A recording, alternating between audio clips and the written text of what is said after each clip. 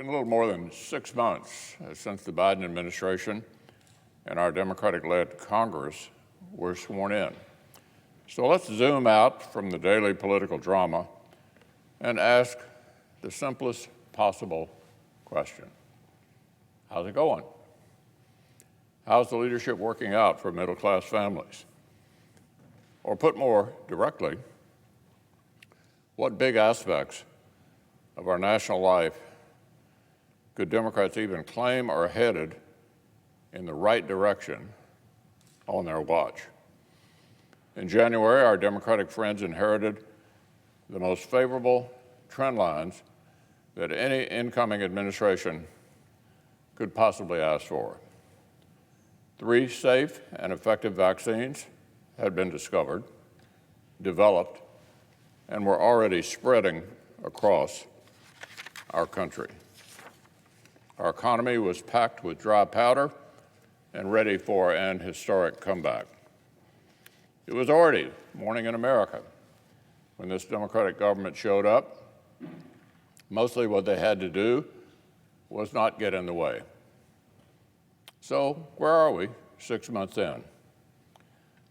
The U.S. economy has broken some recent records, mostly the wrong ones.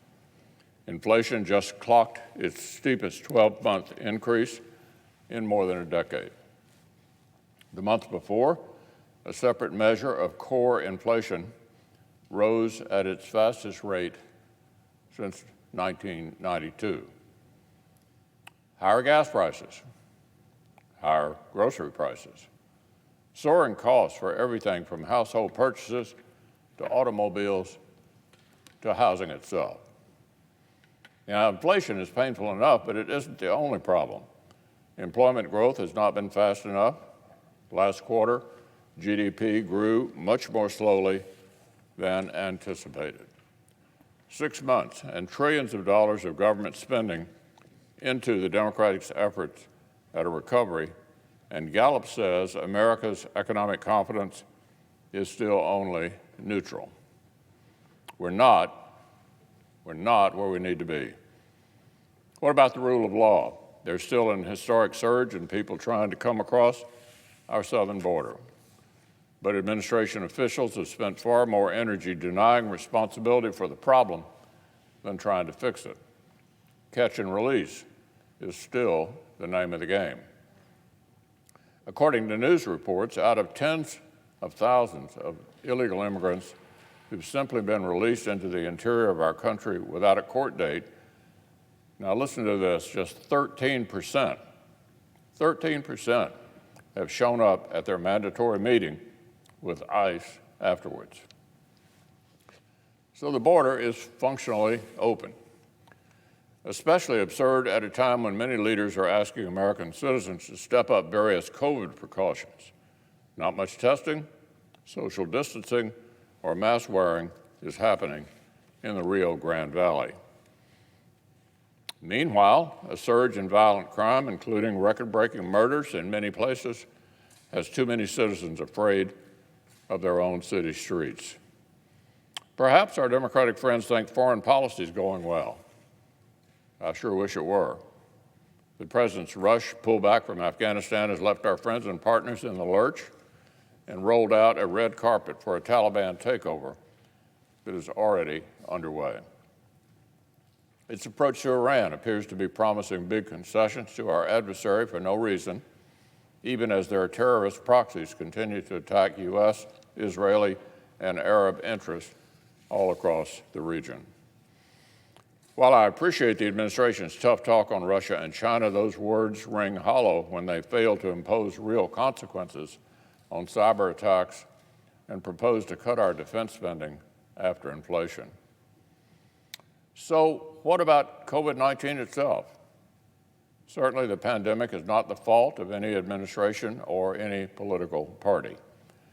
But this administration boasted with great confidence they had a playbook that was guaranteed to crush the virus.